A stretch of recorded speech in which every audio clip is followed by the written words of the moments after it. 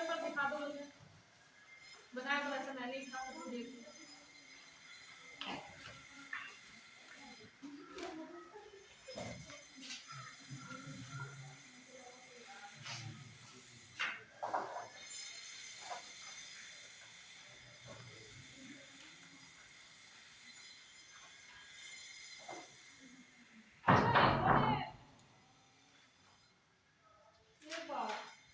तभी यार समझ में आया आपको, तब करो वही मैं कहूँ।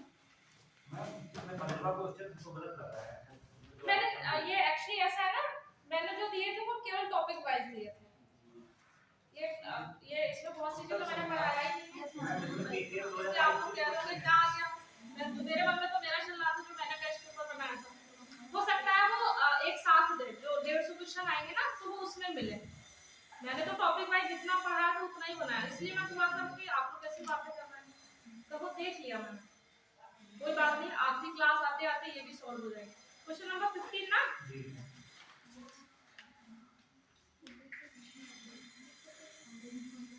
हाँ गलत है, 5 में होना चाहिए।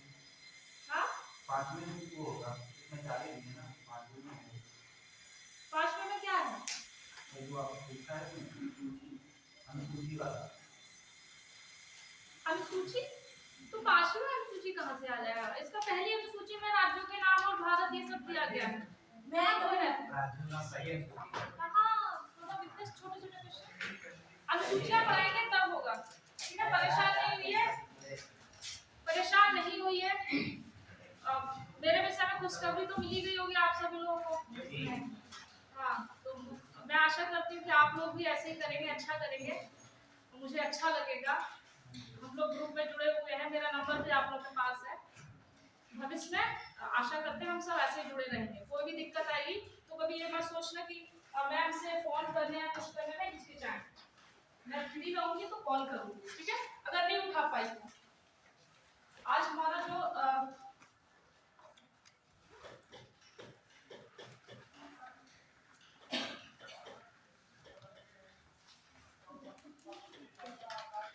एक्चुअली 21 तारीख से मेरे इंटरव्यू स्टार्ट हो रहे हैं, तो मेरे पास हो सकता है आगे की कुछ एक हफ्ते या 10-15 दिन क्लासें ना हो, एक हफ्ते शायद।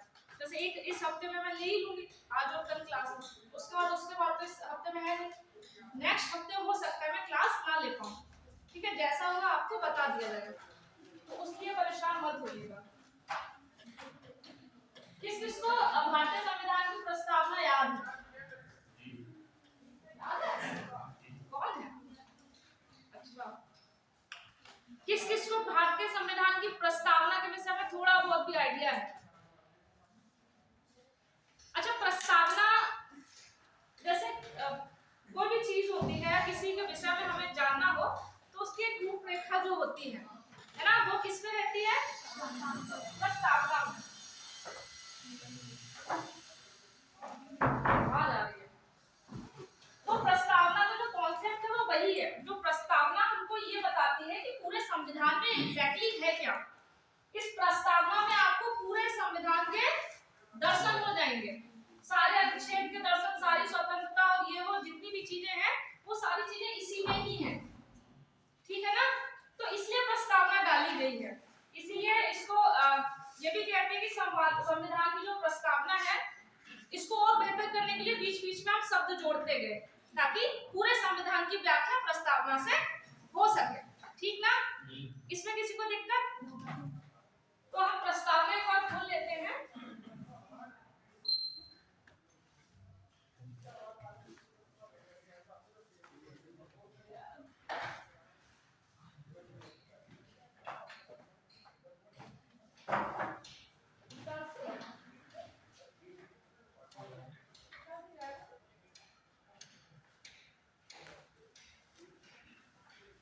प्रस्तावना तो यहीं पर डिस्कस कर लेते हैं। अब मैं उसको मतलब जब हम प्रस्तावना पढ़ रहे हैं तो एक पहले पेज में हमारी प्रस्तावना लिखी होनी चाहिए, बहुत इंपॉर्टेंट है। विकास हम लोग गायब है, दिख नहीं रहे हैं। कनेक्ट कर लीजिए हॉटस्पॉट से कहां से कनेक्ट होगा इसका मुझे कुछ होम पे जाइए,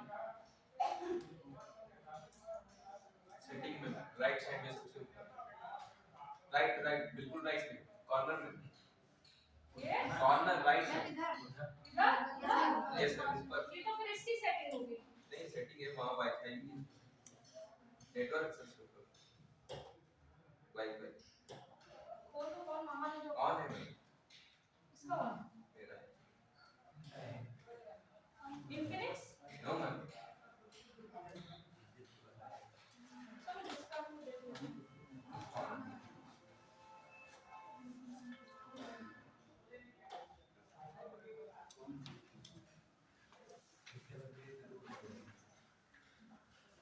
हम आ गए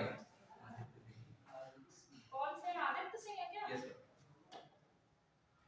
मैम पासवर्ड कैपिटल है DI हाँ? DI 1 2 3 4 5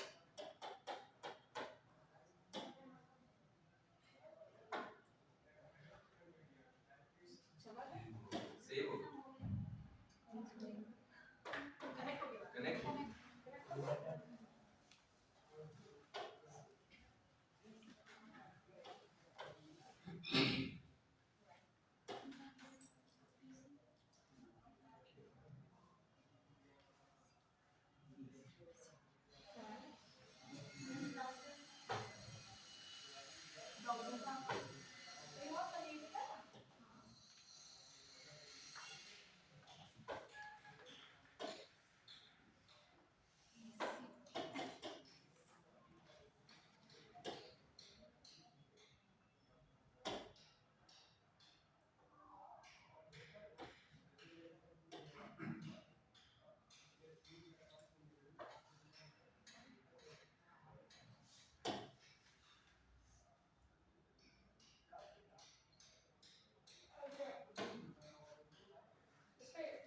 चल नहीं पाया। डाउनलोड कर लीजिए सेव अभी जाएगी कहाँ? बस मैम उस पे चली जाइए बोर्ड होम पे जाइए व्हाइट बोर्ड नीचे साइड में ma'am 3 dot next. Yes ma'am left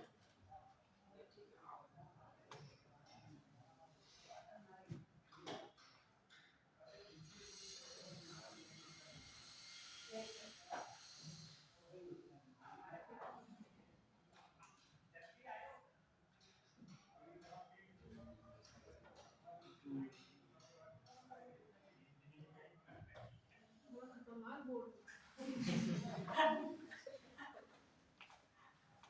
तो मतलब सोचिए ना आज ही के जमाने में तब भी चला पाते हैं।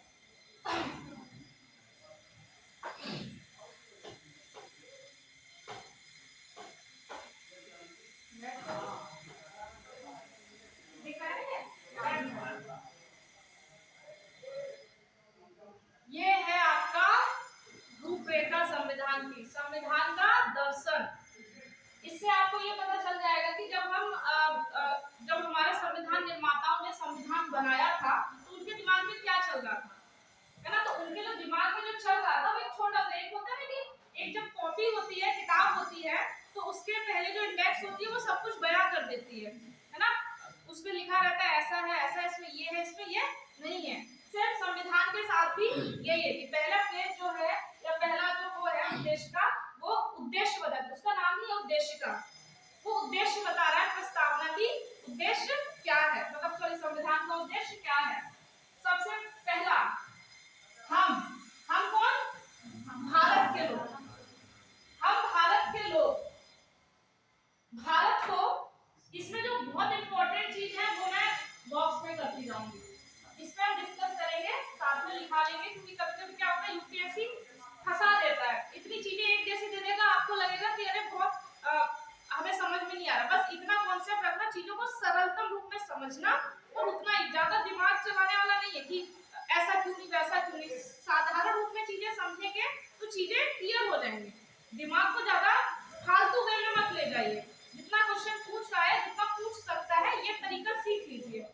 तो संपूर्ण प्रभुत्व संपन्न, उसके साथ साथ क्या, उसके साथ साथ क्या, उसके साथ साथ क्या,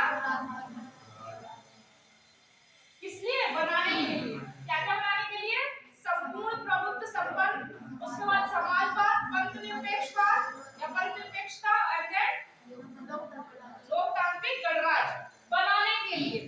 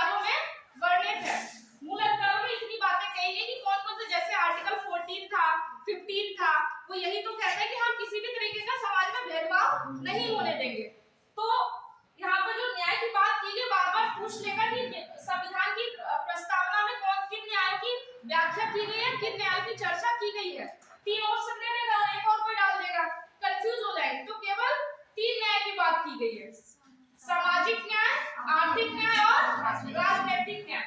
रही बात आर्थिक न्याय की बात, तो वैसे तो हमने इन सब में किया है, लेकिन आर्थिक न्याय के लिए हमने डीपीएसपी में भी बात की है ना, राइट में भी बात की है ना, और साथ ही साथ हमारे कुछ कर्तव्य है उसमें भी हम कहीं ना कहीं समाज में न्याय स्थापना या सामाजिक स्थापना को स्थापित करने के लिए हमने मूल कर्तव्य को भी लाया। बार बार संविधान के कर्तव्य में ये बात कही है कि हम अखंड भारत हैं, कभी भी देश को जरूरत होगी तो आप भी आएंगे सेवा करने के लिए, साथ ही भारत की अखंडता, संप्रभुता, इन सबको आप बनाए रखेंगे। तो पूरा संविधान ही है इसमें। तो न्याय जो, इसको पूरे पेज में एक बार लिख लेना, जो चीजें बहुत इंपॉर्टेंट है, जैसे न्याय के टाइम पे इसको रेड में लिख लेना, या किसी दूसरे पेन से। तो एक होता नहीं कि जब चीजें डार्क होती तो हमको समझ में आ जाती है, ठीक ऐसे ही नागरिकों को क्या करने की बात की गई है, हम कैसा भारत को बनाने की बात कर रहे हैं। ये तो हमने भारत को बनाने की बात कर ली ना, कि हम भारत को इस टाइप का बनाएंगे या नहीं बनाएंगे। उसके बाद हमने भारत को बना दिया ऐसा, उसके बाद हम भारत के नागरिकों के लिए क्या क्या हमने सुविधाएं दे दी। हमने सबसे पहले न्याय की बात कर ली। उसके बाद हम बात कर लेंगे स्वतंत्रता की, या एक तरीके से कह सकते हैं हमको किस किस की स्वतंत्रता है, विचार की स्वतंत्रता है या नहीं है। आप अपने विचार अभिव्यक्त कर सकते हैं या नहीं कर सकते हैं ना। साथ ही आप अभिव्यक्ति, आपके मन में जो चल रहा है या फिर आप जो एक्सप्रेशन से बताना चाहते हो आप बता सकते हैं, ठीक है। तो कहीं ना कहीं विचार अभिव्यक्ति, विश्वास की, आप किसी भी चीज में विश्वास कर सकते हैं, वो आपका अपना मैटर है, वो उसमें संविधान आपको स्वतंत्रता देता है, ठीक ना। साथ ही साथ फिर धर्म की बात की गई है और उपासना की स्वतंत्रता, मतलब हमने कितनी स्वतंत्रताओं की बात की है, विचार की, अभिव्यक्ति की और विश्वास, धर्म और उपासना। कृपया करके आप लोग इसी पैटर्न में याद कर लेना, ये पूरा पैटर्न नहीं पूछ लेता है, लास्ट पीसेस में पैटर्न पूछ लिया था। अब जिसको ये नहीं पता कि पहले किसकी बात की गई है तो वो इधर उधर कर देगा। प्रस्तावना को आपने अगर ऐसे समझ लिया और याद कर लिया, एक भी क्वेश्चन नहीं जाने वाला, ठीक है ना। तो इस पैटर्न को पूरा ऐसे ही याद करना। न्याय किस, कौन से न्याय के बाद सबसे पहले सामाजिक है, देन आर्थिक है, देन राजनीतिक है, ठीक है। राजनीतिक पहले नहीं है, सबसे पहले हम समाज में रहते तो हमें समाज के न्याय मिलने चाहिए। अब जब हम समाज में रहने लगे हैं तो हमारे समाज में रहने के लिए हमें आर्थिक रूप से सशक्त होने की जरूरत है, तो हमें आर्थिक न्याय देने की बात की गई है। उसके बाद अब सीधी सी बात है, हम समाज को चलाएंगे हम ही लोग मिलकर, तो हमारे राजनीतिक अधिकार होने चाहिए, क्योंकि कल को समाज किसी दूसरी दिशा में चला गया तो हम आवाज तो उठा सकते हैं। समझ पा रहे हैं इस बात को। तो कहने का मतलब इसको इसी पैटर्न में याद करना, पैटर्न को गड़बड़ा देता है, ठीक है। यूपीएससी तो ऐसा नहीं करेगा, लेकिन पीछे अक्सर कर देता है, ऐसी बचकाना हरकत कर लो, कुछ भी कर लो। यूपीएससी सामान्य सा पूछेगा, बस आपको सामान्य तरीके से सोचना है, बहुत रॉकेट साइंस नहीं कर देना कि अरे ऐसा क्यों वैसा क्यों, बस हम उलझ जाएंगे। जो चीजें हैं जैसी हैं उनको वैसे एक्सेप्ट कीजिए, उसमें ये मत सोचिए कि ऐसा क्यों नहीं हुआ। जिन मुद्दे को सोचा है उन पे सोचिए बिल्कुल, है ना। लेकिन अब आप से अरे इसी बात को पहले क्यों रखा, है ना। तो इससे जो याद करने वाली चीजें हैं उनको याद कर ही लीजिए। बचपन में होता था ना ए फॉर एप्पल, उसमें हमको लॉजिक नहीं समझाते थे कि ए फॉर एप्पल ही क्यों होता है। आज भी हम ए फॉर एप्पल ही कहते हैं, है ना। ए फॉर हम एरोप्लेन भी कह सकते हैं, मतलब कुछ चीजें हैं वो हमको याद ही करनी पड़ती हैं। दो का पहला याद किया, उसमें कोई ट्रिक नहीं थी। समझ पा रहे हैं ना इस बात को। तो सबकी अपनी अपनी वैल्यू है, याद करने की भी अपनी वैल्यू और समझने की भी अपनी वैल्यू है, तो इस बात को समझ लीजिए। उसके बाद हमने किस समता की बात की कि जैसे हम सब आपस में हैं, हमारे बीच कौन सी समता होनी चाहिए, अवसर और प्रतिष्ठा। मतलब अगर अवसर मुझे मिले हैं किसी भी चीज के लिए तो आपके लिए भी वही अवसर है, ठीक है। ऐसा नहीं कि आपके और मेरे अवसर बदल जाएंगे तो समाज की स्थिति बदल जाएगी, पूरा संविधान उलट हो जाएगा या नहीं हो जाएगा। मान रहे हैं कि नहीं मान रहे हैं। तो अगर बात की जाए समता की, तो हमने सिर्फ दो समता की बात की है, प्रतिष्ठा की और एक अवसर की। मेरा अगर सम्मान है तो आपका भी सम्मान है। अगर कोई व्यक्ति बड़ा बहुत गाड़ी से चल रहा है तो उसको बिल्कुल भी अधिकार नहीं कि कोई गरीब जा रहा है सड़क पे या कैसे भी तो उसकी प्रतिष्ठा को आहत कर सके। हम दोनों ही इक्वल हैं समाज में, है ना। वो बात अलग है कि हमने ऐसी सामाजिक चीजें बना रखी हैं, फिर हमने एक तरीके से ये हमने उन चीजों को वैल्यू दे रखी है, जैसे हम हमेशा वेस्टर्न की चीजों को ज्यादा फोकस करते हैं। हिंदी बोल रहा तो हमें हंसी आती है उस पर, वही कोई व्यक्ति इंग्लिश बोल रहा तो हमारा अलग से उसके लिए एक सम्मान अलग से जाहिर हो जाता है। तो शुरुआत आपसे या मुझसे ही होनी है ना। तो अगर कोई कभी आपकी नजरों में हिंदी बोले तो उसको प्रोत्साहित कीजिए, क्या दिक्कत है। हमारी राष्ट्रभाषा हम कह सकते हैं, है ना, मातृभाषा तो है ही हमारी। तो कहने का मतलब यही है कि संविधान ने किसी के भी साथ अन्याय नहीं किया है, सभी के साथ न्याय किया। यहाँ तक कि संविधान ने भविष्य की चीजों को भी ध्यान में रखा कि अगर भविष्य में ऐसी कुछ चीजें हो जाती हैं तो हमने संविधान को इतना लचीला बना रखा है कि हम चीजें संशोधन करके उसमें ऐड कर सकते हैं। करते हैं या नहीं करते हैं? आप बार बार संशोधन पढ़ते हैं कि नहीं पढ़ते हैं? संशोधन क्यों आते हैं? समय की मांग है, समय की आवश्यकता है, इसीलिए तो आते हैं ना। बोलो ए फॉर एप्पल, बीच में ऐसे ही करना पड़ेगा।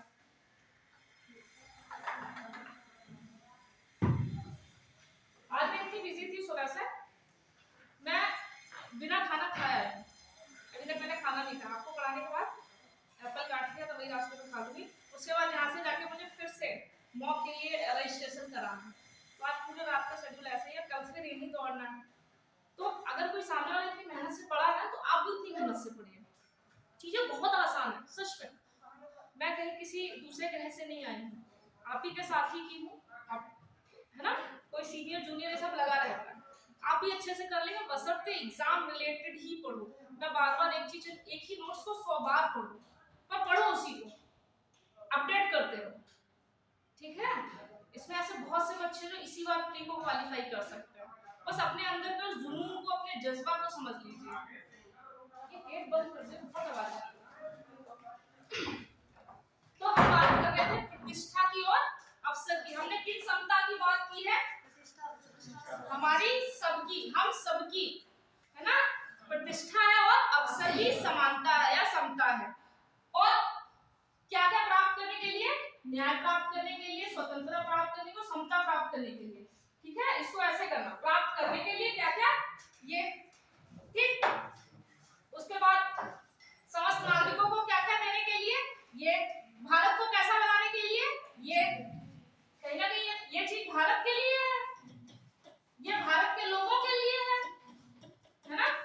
ये समझ पा रहे हैं, समझ पा रहे हैं ना। तो इस चीज को समझो, गहराई से समझो। थोड़ा सा कभी कभी सब्जेक्ट को बहुत एक होता है ना कि लगाव के साथ भी पढ़ना चाहिए, जो चीजें हैं हमारी। तो हमने इतनी बात कर ली कि ये चीजें हमें संविधान ने दी हैं यहाँ तक, ठीक। अब हम आपस में क्या करें? तथा उन सब में, किन सब में? हम सब में व्यक्ति की गरिमा और राष्ट्र की एकता अखंडता सुनिश्चित करने वाली बंधुता। कौन सी बंधुता?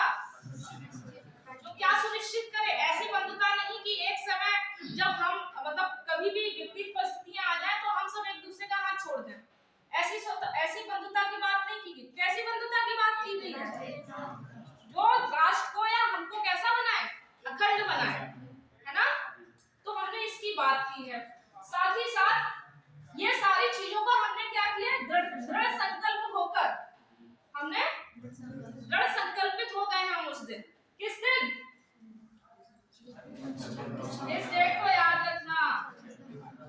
इसके साथ इसकी हिंदी जो है मिति माघ शीर्ष शुक्ला सप्तमी संवत 2006 विक्रमी, मैंने याद नहीं की थी, मैंने सोचा अरे क्या है, एक बार ऐसे ही आ गया, मेरा क्वेश्चन गलत हो क्योंकि मुझे पता ही नहीं था। तो जितनी चीजें बहुत इंपॉर्टेंट है तो उनको वैसे याद करिए और समझिए, वो बहुत अच्छा दिया गया। आप पढ़ेंगे तो आपको लगेगा कि हाँ मतलब हमारा संविधान सबसे अलग है। हमने अपने संविधान को एक तरीके से होता है ना कि हमने ये ऐसा ग्रंथ लिखा है जिसमें मतलब एक होता है कि हम कैसे क्या क्या कहते हैं उसे, हम किसी से जुड़ जाते हैं। जैसे कुछ जैसे कुरान ले लो या गीता ले लो, जो भी चीजें हैं वो हम पढ़ते तो कहीं ना कहीं भगवान से जुड़ा पाते हैं, नहीं पाते हैं खुद को। ऐसे ये जो चीज है ना, इसने हम सबको आपस में जोड़ने के लिए एक तरीके से प्रोत्साहित किया है, इसने हम सबको जोड़ के रखा है। ये पूरा संविधान है, इसीलिए इस पे पूरा फोकस करना। इससे रिलेटेड जितने भी क्वेश्चन हो देख लेना, समझ लेना, जहां मैं समझ में आए मुझसे पूछना। आप लोग प्रीवियस ईयर के क्वेश्चन देखते हैं, जितने भी टॉपिक पढ़ाए हैं उनसे रिलेटेड देखते रहा करिए। शायद मैं बोली थी वो शिल्पी का ले लीजिए प्रीवियस ईयर का, दिशा पब्लिकेशन का यूपीएससी के लिए ले लीजिए। आप लोग लिए नहीं होंगे, कैसे काम चलेगा?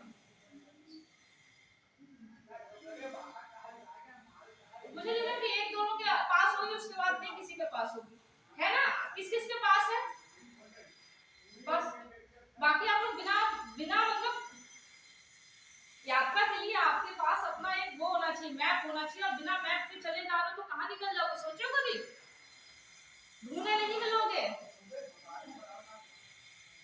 किसी मतलब एक बार अपने सर से बात कर लो, अगर ऐसी कोई चीजें उपलब्ध करा देते। मैं तो पर्सनली ये कहूंगी कि ये आपका अपना पर्सनल होना चाहिए, क्योंकि आप उसमें फैक्टाबिलिटी कर सकते हैं, कुछ भी अच्छा, कुछ भी इंपॉर्टेंट है उसको नोट कर सकते हैं। भाई लाइब्रेरी की कुछ बुक जो इशू होंगी उसमें नहीं कर सकते ना, क्योंकि एक बुक सब पढ़ने के लिए होते हैं। समझ रहे हैं कि नहीं समझ रहे हैं? हाँ, तो मैं इसी बात को कह रही हूँ, थोड़ा एफर्ट अपना भी डालो ना, कि सबको सरकार कर रही है। ये जो चीजें आपकी इंपॉर्टेंट है वो आप लोग कर लीजिए, ठीक है। हम भी जब लाइब्रेरी में पढ़ते तो हमारे पास भी वहाँ बुक थी, लेकिन मैंने कुछ अपनी पर्सनल ली, क्योंकि जैसे 10 क्वेश्चन है, 10 में से हो सकता है मुझे 4 ना आ रहे तो मैं उसको गोला कर लूंगी, उसको अंडरलाइन कर लूंगी। तो इस तरीके से करो तब तो पढ़ाई का मजा आए, वरना फिर ऐसे ही चलता रहेगा। तो इस बात को अच्छे से नोट कर लेना। उसके बाद को एतद द्वारा इस संविधान को हमने क्या किया है, अंगीकृत, अधिनियमित और आत्मर्थित। ये 3 शब्दों के बहुत बड़े मायने हैं। मेंस में कभी-कभी ऐसे क्वेश्चन डाल देते हैं, या इन शब्दों का कभी कुछ जैसे बीओईओ में आया था कि इन शब्दों का मतलब क्या होता है। साधारण से शब्द हैं, हम इनको लिखेंगे, आप समझेंगे, ठीक है। तो एक बार इस प्रस्तावना को आप लोग लिख लीजिए, ऐसे ही सामने है, इसको पूरा लिख लो अच्छे से, ताकि चीजें समझ में आए। अभी ऐसे क्या ना, मैं बोलूं घर पे लिख दो तो चीजें आपको समझ में नहीं आएगी, आपका घर वाला कॉन्सेप्ट घर वाला हो जाएगा। इसको मैं इरेज कर दूं क्या, यहाँ से क्रॉस क्लियर कर दूं, समझ में आएगा क्या? लिख तो रहा होगा। हाँ, तो जल्दी से नोट करो, फिर आगे बढ़ो। लिखने का यही पैटर्न होगा। हाँ, पैटर्न इसी में, एक पैटर्न में, पैटर्न पे विशेष ध्यान रखना, क्योंकि जो पैटर्न होता है हमारे जैसे क्रम से चीजें ऐसे ही लिखी। अब ऐसा नहीं कि आपने ऐसे ऐसे करके बस लिखना शुरू कर दिया। ऐसे है, मतलब ऐसे दी गई है चीजें, फिर ऐसे दी गई है, तो एक क्रम होता है, उस क्रम को जैसा है वैसा लिख लीजिए आप। फिर हम इस पे कुछ फैक्चुअल चीजें लिख लेते हैं जो एग्जाम में पूछी जाती हैं।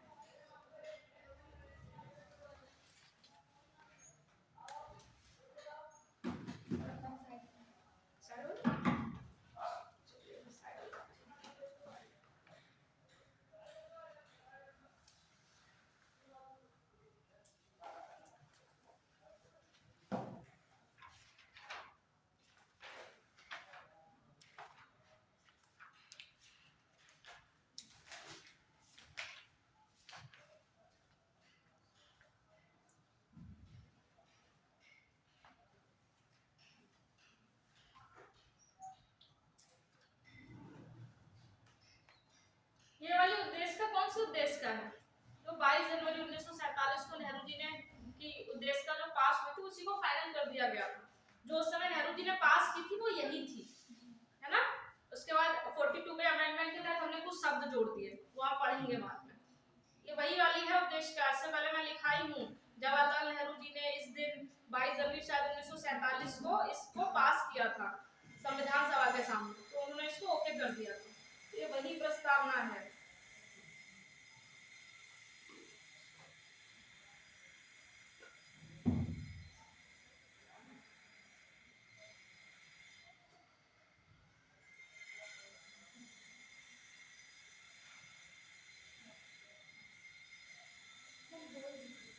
बोल दूं? कहाँ से बोलूं? हम भारत के लोग भारत को एक संपूर्ण प्रभुत्व संपन्न कौमा समाजवादी पंथ निरपेक्ष लोकतंत्रात्मक गणराज्य बनाने के लिए तथा उसके समस्त नागरिकों में कौन कौन से न्याय, सामाजिक, आर्थिक और राजनीतिक न्याय, कौन कौन सी स्वतंत्रता, विचार, अभिव्यक्ति, धर्म उपासना, सही बोल क्या, विश्वास, धर्म और उपासना की स्वतंत्रता, और कौन सी समता की बात की हमने, दिख नहीं रहा है क्या, मतलब दिख रहा है।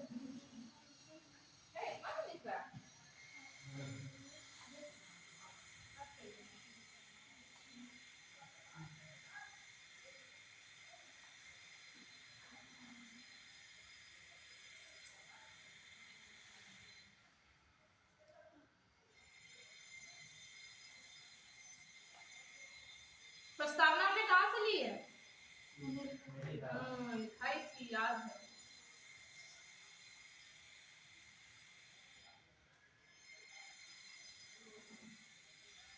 वो पेपर आप मुझे देना नहीं एक सेकंड, तो प्रस्तावना का क्वेश्चन है।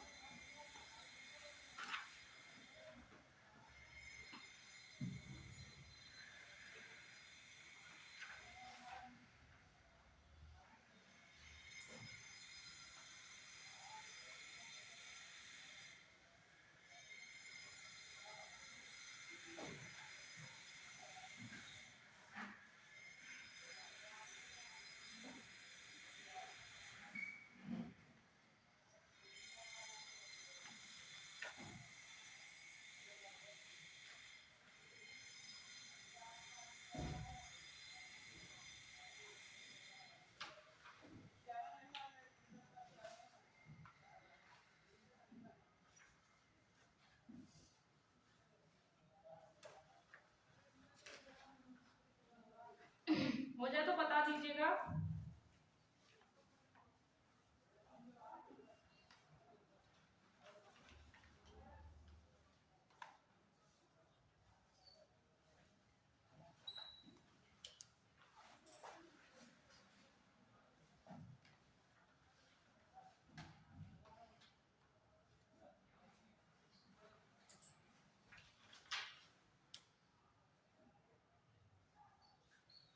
पेपर अच्छा था, पर प्रस्तावना से रिलेटेड क्वेश्चन कोई बात नहीं, तो बहुत देखने को मिलेगा।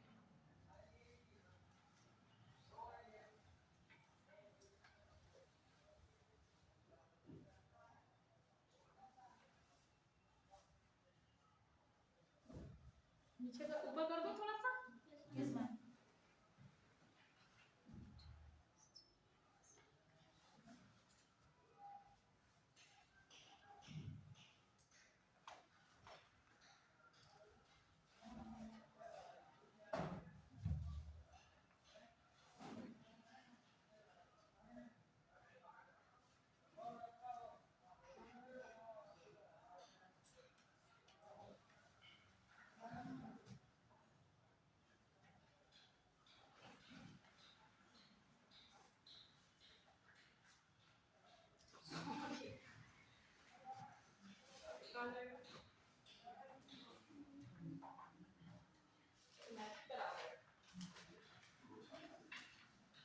इससे बड़ा नहीं हो रहा है। मेरे को इतने से काम चला रहा हो गया क्या? कितना बचा है? अभी इतना ही कर लो, मैं इसके साथ खेलना नहीं चाहती। तो ये तेरा हो जा रहा है। टेक्निकल टीम है, अभी देख लो ना, कहीं छूटो तो बता दो, मैं बोल देती हूँ। ठीक था, फालतू मैंने कोई बात नहीं। हो गया? नहीं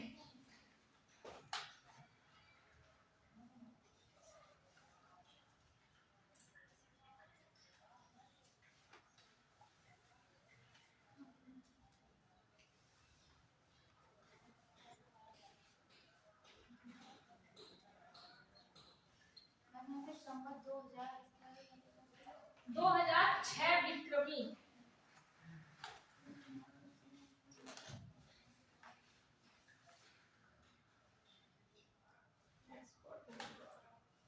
तीन सौ से ज्यादा नहीं होगा, ठीक है?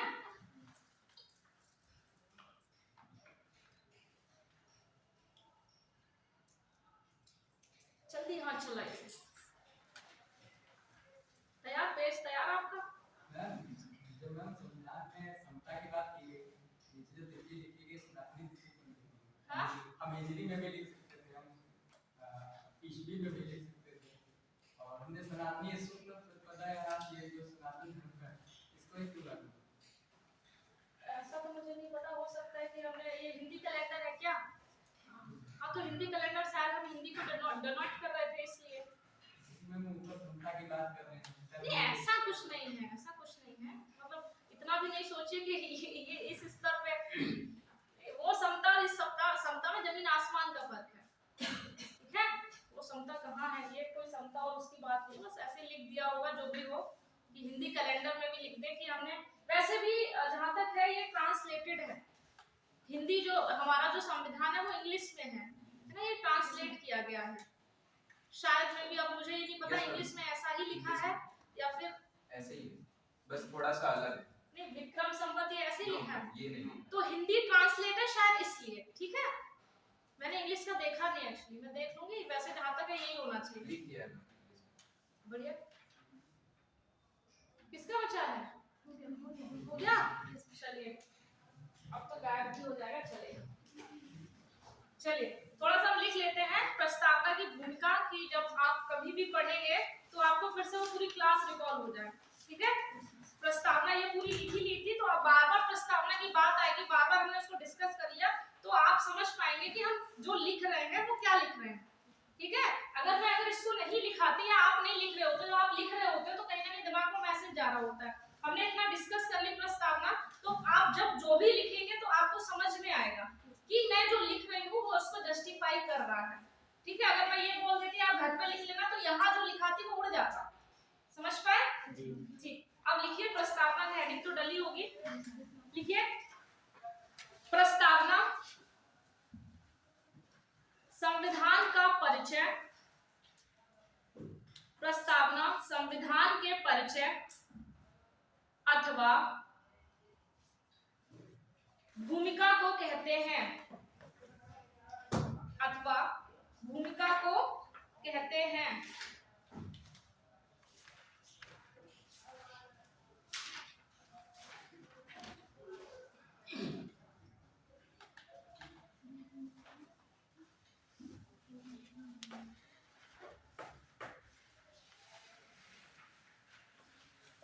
यह संविधान अपॉइंट डाल के लिखना, प्रस्तावना का महत्व करके कि आपको प्रस्तावना का महत्व डाल देना। भूमिका लिख दी, प्रस्तावना ये होता है, प्रस्तावना का महत्व डाल लोगे तो कभी भी प्रस्तावना को पढ़ोगे ना तो उसका एग्जैक्टली मतलब समझ में आएगा, ठीक। महत्व डालने के बाद अब इसको पॉइंट में लिखना जो मैं बता रही हूँ, ठीक है। लिखिए पहला पॉइंट, प्रस्तावना संविधान के सार को बतलाता है। प्रस्तावना संविधान के सार को बतलाता है।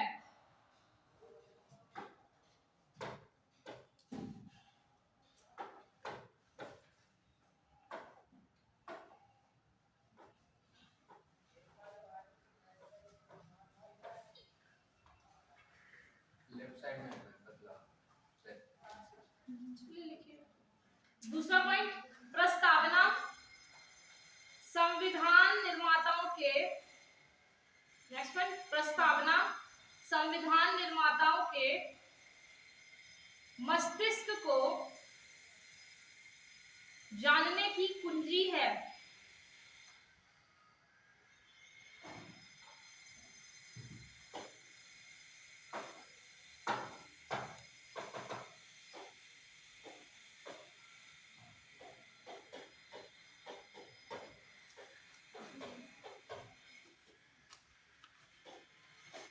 ठीक है, संविधान की कुंजी है लिखा है, उसमें ये केस लिख लेना।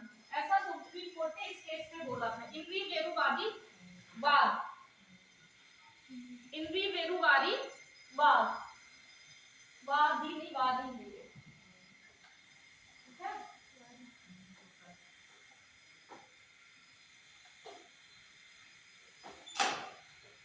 वादी वाद, ऐसा सुप्रीम कोर्ट में जब आप मेंस लिखते हैं तो आप अगर प्रस्तावना से रिलेटेड क्वेश्चन आता है ना, कुछ आता है, तो हमें कुछ सुप्रीम कोर्ट के जो न्याय होते हैं, निर्णय होते हैं, उनको हम कोट कर देते हैं, तो उस बात की जस्टिफाई हो जाती है कि आपने कोई बात हवा में नहीं कही है। हाँ, वेरुवादी 1960 में आया था, ठीक है। आगे बोलूं, नेक्स्ट पॉइंट लिखिए, यह संविधान के उद्देश्य को परिभाषित करता है। यह संविधान के उद्देश्य को परिभाषित करता है। 59 और 60 का आस पास आया है, 59 और 60 नियर अबाउट। यह संविधान के उद्देश्य को परिभाषित करता है। नेक्स्ट पॉइंट, यदि संविधान के प्रावधानों में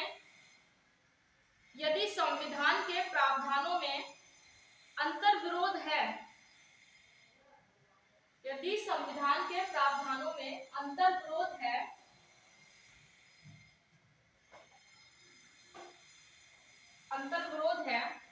तो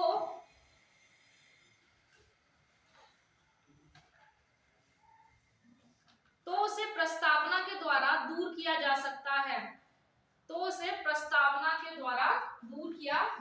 है,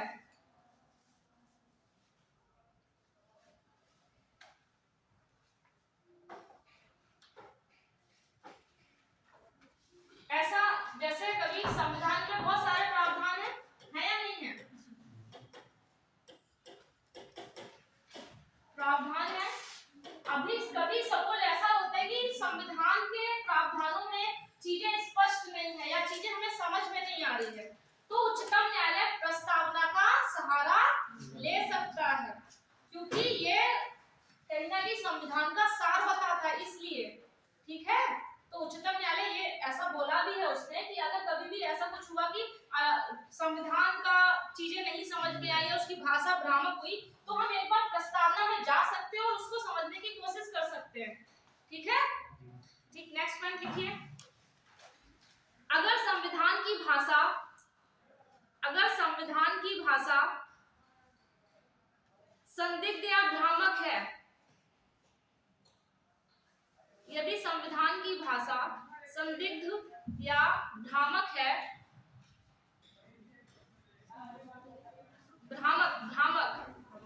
ये वाला भ्रामक है, तो प्रस्तावना के माध्यम से उसे स्पष्ट किया जा सकता है,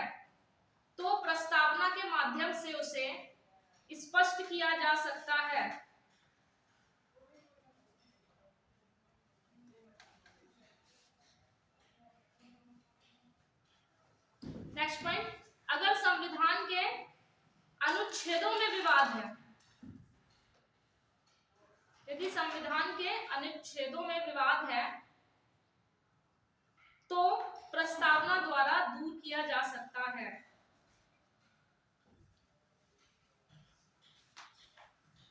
फिर एक हेडिंग डालिएगा, प्रमुख कथन कि किसने उद्देशिका के लिए क्या बोला था, कभी कभी पूछ लेता है। ठीक है, पहला डालिए,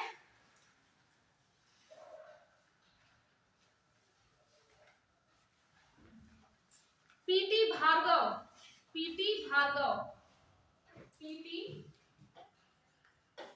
इनका पूरा नाम मुझको याद नहीं है, पीटी भार्गव, उन्होंने बोला था क्या, वो लिखिए, पीटी भार्गव पे डैश डाल लीजिए, जो बोला था वो लिख लीजिए।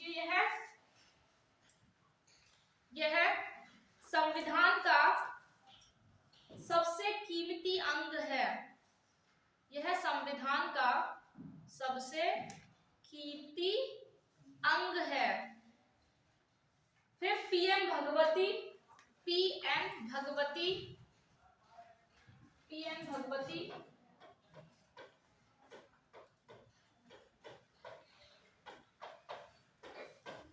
उन्होंने क्या बोला था वो लिखिए। ये कह रहे हैं कि प्रस्तावना संविधान की मेरुदंड है, प्रस्तावना संविधान की आत्मा एवं मेरुदंड है, आत्मा एवं मेरुदंड है। के.एम. मुंशी, इनका 2-3 बार पूछा गया है, के.एम. मुंशी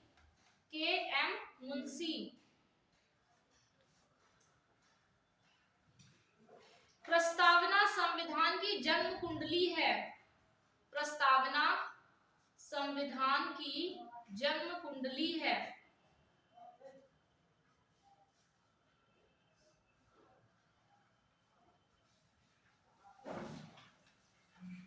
सुभाष कश्यप,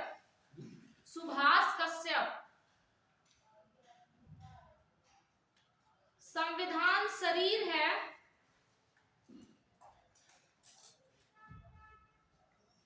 संविधान शरीर है तो प्रस्तावना उसकी आत्मा,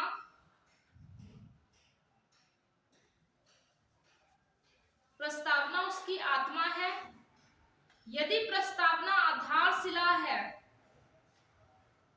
यदि प्रस्तावना आधारशिला है तो संविधान उस पर खड़ा महल, तो संविधान उस पर खड़ा महल है।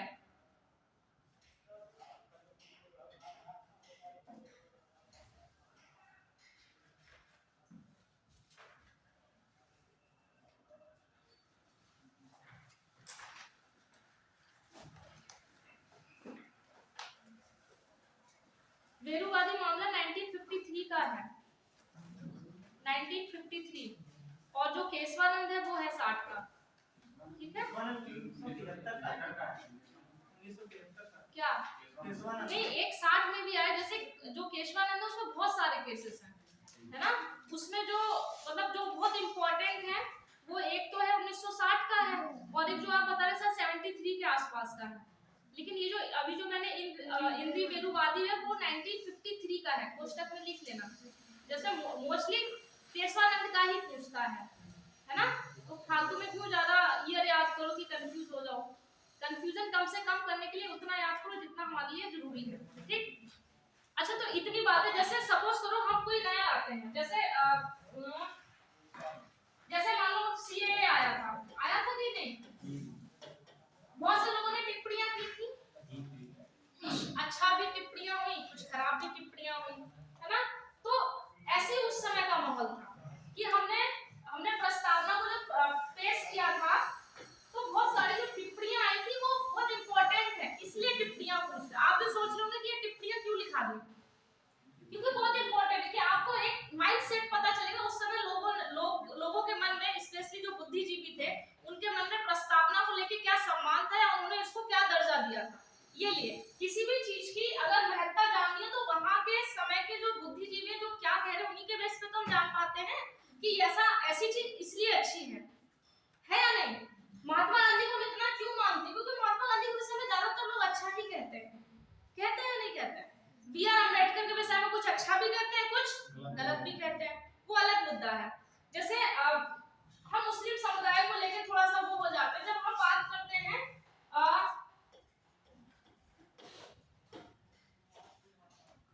अब्दुल कलाम आजाद जी, तब क्या ऐसा आपके मन में विचार आता है कि ये मुस्लिम है या हिंदू है? नहीं आता ना, क्योंकि वो एक सम्मान है। ऐसा होता है जैसे जो व्यक्ति जो डोनेट कर रहा होता है या जो हम उसके विषय में सोच रहे होते हैं वही हमको पता चलता है। हम क्यों नहीं इतने सारे, कभी अब्दुल कलाम जी के विषय में आपने गलत सुना कि किसी धर्म का वो करते थे? नहीं ना। वो उनके विषय में एक बहुत बड़ी कहावत है कि वो उनके पास एक अटैची थी, उसमें एक दो उनकी उपलब्धियां थी, है ना, उसके बाद और कुछ नहीं था, वो जैसे आए थे वैसे ही गए थे। इतना सामान्य व्यक्ति के विषय में आप बोलने से पहले 100 बार सोचेंगे, आपके मन में ही नहीं आएगा। तो ऐसे ही जब कोई बड़ा व्यक्ति कुछ ऐसे कह रहा होता है तो उस समय की जो शब्दावली है, जो कथन है, इसलिए हमारे लिए इंपॉर्टेंट हो जाता है। क्योंकि प्रस्तावना बहुत इंपॉर्टेंट था। प्रस्तावना को सबके सामने जिस दिन लाया गया था, पब्लिश होती थी प्रस्तावना, हर संविधान का पार्ट पब्लिश होता था, तो उसमें जनता की राय मांगी जाती थी। ऐसा नहीं कि हमने अपने आप संविधान बना लिया, हमने कुछ पार्ट लिखा, उसके बाद हमने पब्लिश कर दिया और एक डेट फिक्स कर दी कि इतने दिनों के बाद जनता की जो राय है वो समाप्त हो जाएगी, आप जब तक राय देना चाहते हैं दे दीजिए। तो संविधान इसीलिए हम सबका है, क्योंकि बीच बीच में हमने राय भी दी है, उसके बाद जो ठीक था उसको ऐड कर लिया, जो नहीं ठीक करना था उसको हटा दिया, बात खत्म। इसीलिए संविधान पे मुझे नहीं लगता क्या कोई संविधान पे उंगली उठाता है, नहीं ना, हमने सबकी बात की। तो इसीलिए शब्दावलियां इंपॉर्टेंट हैं। आप पढ़ते समय आपको ये पता होना चाहिए ना, ये क्यों हम लिखा रहे हैं, हम हमारे लिए क्यों इंपॉर्टेंट है, कभी कभी पूछ लेता है। ठीक, समझ गए इस बात को? अब कुछ फैक्चुअल लिख लीजिए।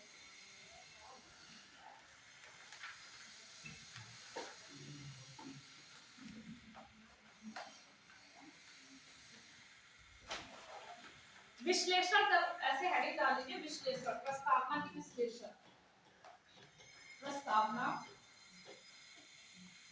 का विश्लेषण।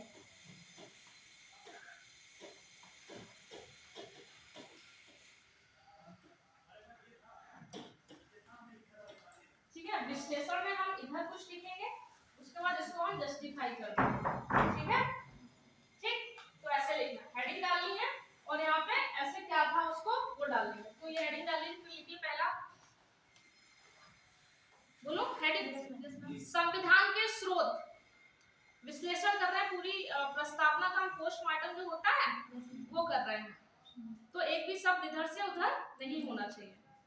संविधान के स्रोत डैश लिखिए, हम भारत के लोग। सीधा सीधा क्वेश्चन पूछ लेगा कि संविधान का स्रोत कहां से है, या संविधान का स्रोत जो है वो किसको बनाया गया है, डाल देगा 2-3 और डाल देगा भारत के लोग भी।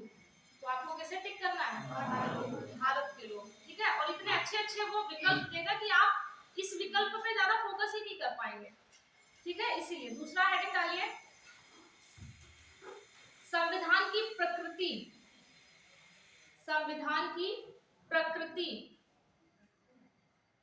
डैश करके लिखिए, संविधान की प्रकृति कैसी है, हमको कैसे पता चलता है कि संविधान कैसा है कैसा नहीं है, तो उसके लिए कैसी है प्रकृति, डैश करके लिखिए, संपूर्ण प्रभुत्व संपन्न। नंबर 1 संपूर्ण प्रभुत्व संपन्न, चाहे 1-2 करके लिखो चाहे कॉमा करके आपके ऊपर। दूसरा समाजवादी। तीसरा पंथ निरपेक्ष।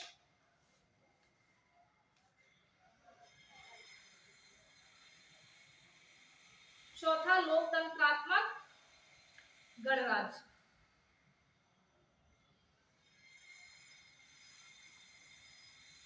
तीसरा हेडिंग डालिए, संविधान का उद्देश्य। संविधान का उद्देश्य, उद्देश्य क्या है संविधान का, तो जो उद्देश्य है वो लिखिए, न्याय। कौन सा न्याय, जैसे ऐसे पॉइंट डाल के लिखेंगे न्याय, ठीक है। दूसरा जब मैं बोलूंगी स्वतंत्रता, तो कौन से न्याय ऐसे करते हैं, ठीक।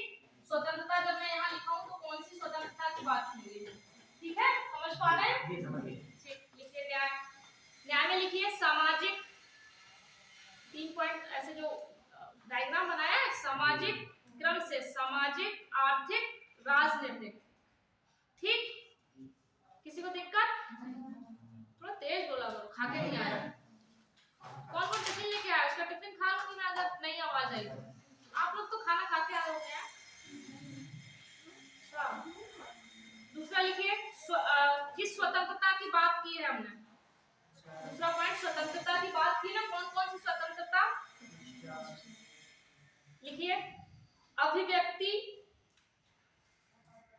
विचार, धर्म, अभिव्यक्ति, विचार, धर्म, उपासना एवं विश्वास। थोड़ा सा डायग्राम बना के लिखा तो अच्छा लगता है देखने में भी।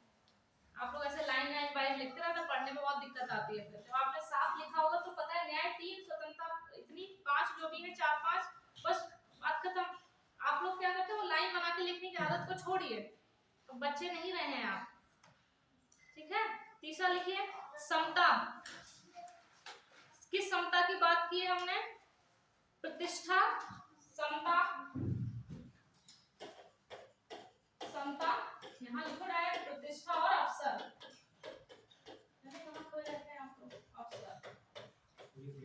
ठीक, नेक्स्ट लिखिए बंधुता। बंधुता, बंधुता, आगे लिखिए पॉइंट बना, मतलब वो डायग्राम बना के, व्यक्ति की गरिमा, राष्ट्र की एकता, व्यक्ति की गरिमा, राष्ट्र की एकता और राष्ट्र की अखंडता, ये 3 प्रकार की, मतलब इस तरीके की बंधुता होनी चाहिए। राष्ट्र की एकता, राष्ट्र की अखंडता, और उससे पहले व्यक्ति की गरिमा। चौथी हेडिंग डालिए, उद्देश्य हो गए, समझ में आए, अब फिर से एक बार डिस्कस करें। चौथी हेडिंग डालिए, संविधान के अधिनियमित होने की तिथि। संविधान के अधिनियमित होने की तिथि। संविधान के अधिनियमित होने की तिथि 26 नवंबर 1949, 26 नवंबर 1949 और कोष्टक में लिख लीजिए मार्ग शीर्ष शुक्ल सप्तमी संवत 2006 विक्रमी। ये विक्रमी को याद रखना। मार्ग शीर्ष शुक्ल सप्तमी संवत 2006 विक्रमी। 5वीं हेडिंग मत इसको पॉइंट बना के लिख लीजिए। 42वें संविधान संशोधन 1976 द्वारा 42वें संविधान संशोधन 42वें संविधान संशोधन 1976 द्वारा प्रस्तावना में समाजवादी पंथनिरपेक्षता एवं अखंडता को जोड़ा गया। बहुत बार क्वेश्चन आता है, मतलब इसको तो समाजवादी पंथनिरपेक्षता एवं अखंडता शब्द को जोड़ा गया। आप पता है ये शब्द क्यों जोड़े गए? अगर सोचो वही शब्द नहीं होते, ये दो शब्द नहीं होते तो कहीं ना कहीं हमें संविधान अधूरा लगता, प्रस्तावना अधूरी रहती कि नहीं रहती? इसीलिए ये शब्द जोड़े गए। ठीक है,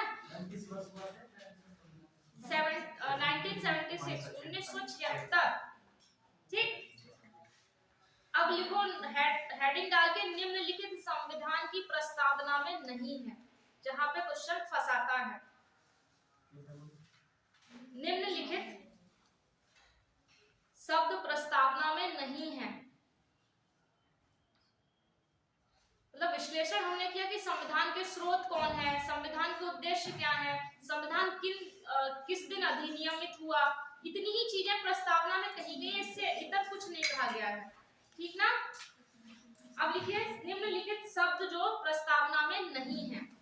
हमेशा इन्हीं शब्दों में फंसा देता है कि ये डाल देगा तो आप पहले से आपके माइंड में रहेगा कि ये शब्द है ही नहीं, तो आप फंसेंगे नहीं, आप कंफ्यूज नहीं होंगे। तो पहला लिख लीजिए सबके लिए शिक्षा। इन शब्दों के अलावा कुछ होना ही नहीं चाहिए, कोई भी ऑप्शन दिख जाए कट कर दो। अगर ये शब्द है तो यही है, आपको फंसाएगा तो आपको और ज्यादा ऐसा कर देगा जिसमें आपको लगे हाँ ये तो है ही, तो वो नहीं है। भावनाओं में नहीं बहना है, प्रस्तावना जैसी है उसको वैसे समझो और वैसे रखने की कोशिश करो जैसे शब्द हैं। ठीक ना? तो पहला जो नहीं है वो लिखो सबके लिए शिक्षा, सुरक्षा,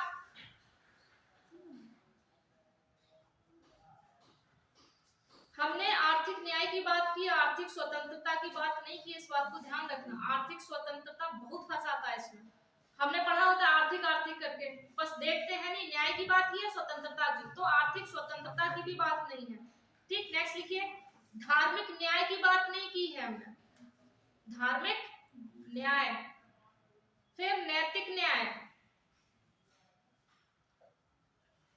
देन लोक कल्याण,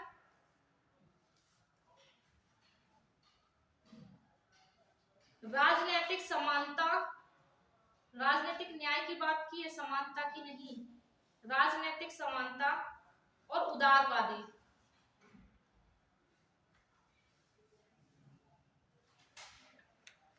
अब एक नोट करके लिख लो, नोट, इस प्रस्तावना का सीधा संबंध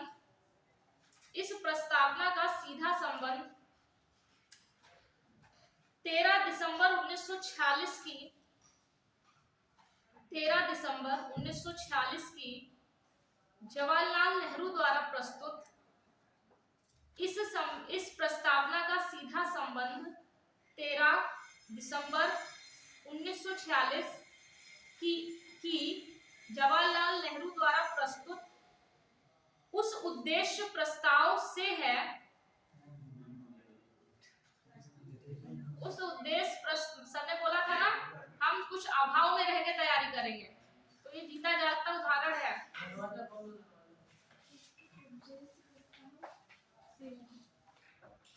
ब्रेल लिपि नहीं आती, ऐसे करके लिखो। चलिए लिखिए, कहाँ थी मैं? जवाहरलाल नेहरू द्वारा प्रस्तुत उस उद्देश्य प्रस्ताव से है जिसे 22 जनवरी 1947 को पास किया था। मतलब जो 13 दिसंबर को हमारी बैठक हुई थी संविधान सभा की, उस दिन जवाहरलाल नेहरू ने एक उद्देश्य प्रस्ताव दिया था, तो उसको किस दिन पास कर दिया गया था? 22 जनवरी 1947 को। ये वही है, बार बार पूछता है कि जो प्रस्तावना है वो किसने पेश की थी या कब पेश की थी और उसको कब पास कर दिया गया। ये वही उद्देश्य प्रस्ताव है जिसके हम लोग बार बार बात कर रहे हैं। ठीक ठीक, ये छूट गया? आपको छूट गया? कहाँ से? संविधान सभा ने 22 जनवरी 1947 को पास कर दिया था। 22 जनवरी 1947 को पास कर दिया था।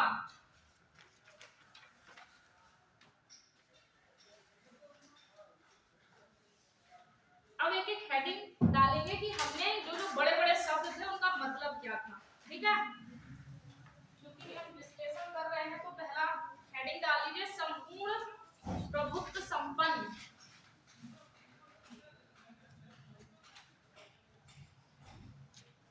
या संप्रभुता कोष्टक में लिख सकते हो अगर बहुत बड़ा शब्द लग रहा हो, क्योंकि उसमें लिखा हुआ है संपूर्ण प्रभुत्व संपन्न या संप्रभुता। संप्रभु शब्द का आशय है, संप्रभुता का मतलब सीधा सीधा होता है कि हमसे ऊपर अब कोई नहीं है, हमारा अपना क्षेत्र है, हम उसमें अपना शासन करेंगे, कोई बाहरी शक्ति या मतलब हमारे आंतरिक और बाह्य मामलों में कोई तीसरा दखलंदाजी नहीं कर सकता। हम हैं, हमारी सरकार है, संविधान है और कुछ नहीं। ठीक, तो संप्रभुता का इतना ही मतलब है, इससे इतना परेशान नहीं होना है। शब्दों को ज्यादा से ज्यादा सरल तरीके से समझने की कोशिश करो, चीजें आसान हो जाएंगी। तो लिखिए संप्रभुता का आशय है, संप्रभुता का आशय है कि भारत ना तो किसी अन्य देश पर निर्भर है, संप्रभुता का आशय है कि भारत ना तो किसी अन्य देश पर निर्भर है और ना ही किसी अन्य देश का डोमिनियन है, औपनिवेशिक है, तो हम पे किसी का शासन नहीं है, ना ही किसी अन्य देश का डोमिनियन है।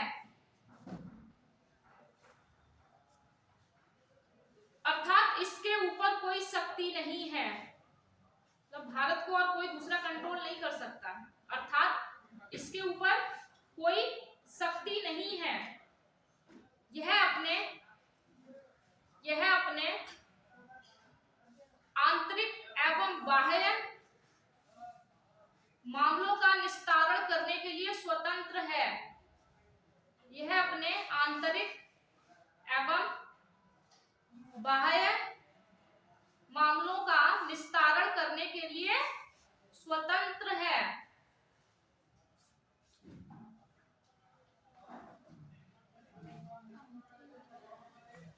हालांकि या नेक्स्ट पॉइंट से लिख लीजिए, नेक्स्ट पैराग्राफ से, एक संप्रभु राज्य होने के नाते, एक संप्रभु राज्य होने के नाते भारत किसी विदेशी सीमा का अधिग्रहण, भारत किसी विदेशी सीमा का अधिग्रहण अथवा किसी अन्य देश को अपनी सीमा के अथवा किसी अन्य देश को अपनी सीमा के कुछ हिस्से पर से दावा भी छोड़ सकता है। आपको याद है पूर्वी बंगाल वाला किस्सा, बांग्लादेश का कुछ पार्ट है ना, तो कुछ एक द्वारा बोल दो, एक संप्रभु राज्य होने के नाते भारत किसी विदेशी सीमा का अधिग्रहण अथवा अन्य देश के पक्ष में अपनी सीमा के किसी हिस्से पर दावा छोड़ भी सकता है। हम चाहे तो हम अधिग्रहण भी कर सकते हैं, हम चाहे तो हम किसी को दे भी सकते हैं। हमने अधिग्रहण किया था, पांडिचेरी वाला याद है, हमने उसको अपने में विलय किया था कि नहीं किया था। उसके बाद बहुत से फ्रांसीसी जो मतलब राज्य रहे थे उनको हमने अधिग्रहण किया था। फिर वो वाला जो किस्सा था बंगाल वाला, हमने कुछ पार्ट जो था वो हम लोग दे दिया था कि नहीं। शायद 100वें संविधान संशोधन था या 101, हमको याद 100वां था, शायद 100वां था, देख लेना एक बार, 100वां ही था। था, कंफर्म है, ठीक है। तो मतलब हम संप्रभु हैं, हम इस तरीके से संप्रभु हैं कि हमारे ऊपर कोई दूसरी शक्ति नहीं है। हम जो करेंगे हम अपने दम पे करेंगे, हम चाहे किसी का अधिग्रहण करें, हम चाहे किसी को अपना हिस्सा दें, उसके लिए हम स्वतंत्र हैं। इतनी बात समझ में आई है नहीं है? इससे इतना कुछ है ही नहीं।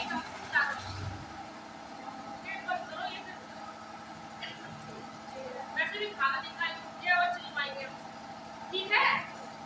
समझ पा रहे हैं?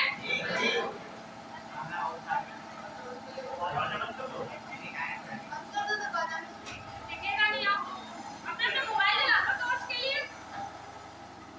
अरे अरे हो जाएगा, वापस बन जा रहा है,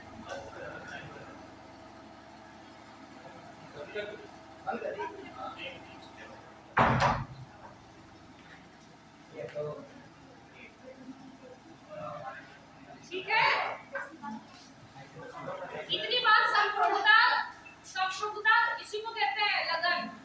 संप्रभुता समझ में आई? जी। हाँ, अब दूसरी हेडिंग डाल लीजिए, समाजवादी पार्टी। नहीं भाई, हम समाजवाद की बात करते हैं। अच्छा, दो कॉन्सेप्ट थे, जैसे हमने अभी समाजवाद क्यों जोड़ा, जैसे समाजवाद और पहले क्या था, समाजवाद में बहुत मतलब दिक्कतें थी। समाजवाद का मतलब हम कभी-कभी साम्यवाद की तरफ ले जाते थे। क्या आप लोगों को अंतर पता है समाजवाद, क्या आप लोगों को अंतर पता है समाजवाद और साम्यवाद में? नहीं पता? हम जैसे उस समय 1927 के आसपास हमारे ऊपर साम्यवाद का भी प्रभाव था, रूस में, है ना? रूस का हमारे ऊपर बहुत प्रभाव पड़ा है। रूस से ही शायद हमने कुछ स्वतंत्रताएं ली हैं। मतलब बंधुता की बात करें तो हमने रूस से लिया है। बंधुता तो फ्रांस से लिया गया। अच्छा हाँ, फ्रांस से, सॉरी हाँ, फ्रांस की बात हो रही है, ठीक है यहाँ पे। तो ऐसी बहुत सी चीजें हैं जो हमने इधर उधर से ली हैं। तो हम वही बात है, समाजवाद और साम्यवाद। साम्यवाद 1920 के आसपास हमारे ऊपर साम्यवाद का प्रभाव था, लेकिन हमने उस समय संविधान में नहीं जोड़ा, क्योंकि फिर कुछ लोगों को लगता है कि हम किसी एक पक्ष की तरफ हो गए। हमने 1976 में जाके हमने समाजवाद शब्द जोड़ा, जिसका सीधा सा मतलब क्या है कि जो समाज है और उसमें राज्य, जैसे एक जो डिफरेंस होता है सामान्यता, समाजवाद और साम्यवाद में जो साम्यवाद वाले होते हैं वो ये कहते हैं कि राज्य होना नहीं चाहिए, हम सब अपना देख लेंगे। मतलब हम होंगे और हमारा मतलब जैसे एक मान लो किसी के पास 10 लोग हैं, 10 लोगों के पास पूरी तरीके से बराबर संपत्ति हो, बराबर चीजें हो, तो ये पॉसिबल नहीं है। साम्यवाद के लोग पूंजीवाद के विरोधी होते थे। वो कहते थे कि जितना भी हमारा शोषण हो रहा है, वो कहते थे साम्यवाद में दो ही चीजें, एक शोषित वर्ग होता है और एक शोषक वर्ग होता है। एक शोषित होता है, शोषक वाला जो उसको शोषित करता रहता है हर वक्त, है ना? तो साम्यवाद में यही बात है। तो वो हमेशा कहते थे कि पूंजीवादियों को नहीं होना चाहिए। गांधी जी कहते थे पूंजीवादी होना चाहिए, पता है क्यों? पूंजीवादियों के पास दिमाग है ना? हमें उनकी क्षमता का प्रयोग करना चाहिए। इसीलिए हमारी प्रस्तावना में या मतलब बहुत सारे ऐसे पॉइंट जिसमें हमें गांधीवाद दिखेगा कहीं कहीं। हमने पूंजीवादियों को हटाया नहीं, हमने बीच का रास्ता निकाला। जैसे जब विश्व युद्ध हो रहे थे तो हमने गुट निरपेक्ष आंदोलन जो चलाया था, गुट निरपेक्षता, हमने तभी बीच का मार्ग निकाला था। तो हम ऐसे व्यक्ति को जो हमेशा बीच का मार्ग निकाल, आप भी अभी देखते होंगे, जैसे अभी इतना बड़ा भूकंप आया है ना तुर्की और सीरिया में, तो हमारे संबंध इतने अच्छे नहीं थे, उनके बहुत अच्छे संबंध थे, जैसे पाकिस्तान से भी ठीक ठाक थे, लेकिन सबसे पहले हमने सारी चीजें साइड से करके सबसे पहले व्यक्ति हम थे जिसने मदद पहुंचाई, और इससे हमारे रिश्ते अच्छे होंगे इस्लामिक कंट्री या जो भी है ना। तो एक यही तो होता है कि जब हमारी बहुत बड़ी मतलब क्वालिटी है, जब भी आफत आती है तो हम वो छोड़ देते हैं कि हमारा इससे क्या दुश्मनी है, कुछ नहीं। पहले सबसे बड़ी चीज क्या है? मानवता। बार बार मैं वसुधैव कुटुंबकम की बात करूं, हमने एग्जैक्टली उस चीज को फॉलो किया है। हमने हमारी बातों में नहीं रहा है कि कुछ भी हो जाए तो हम पल्ला झाड़ लेते हैं, नहीं, डायरेक्टली या इनडायरेक्टली वे में हम बोलते हैं। जैसे रूस और यूक्रेन युद्ध हुआ था, हालांकि रूस हमारा दोस्त था, हमने डायरेक्टली नहीं बोला, लेकिन इनडायरेक्टली हमने मानवता का संरक्षण किया, हमने मानवता के लिए आवाज उठाई, ठीक ना? और जब भी कोई वोटिंग होती थी तो हम हमेशा उससे दूर हो जाते थे, वो अलग मुद्दा था।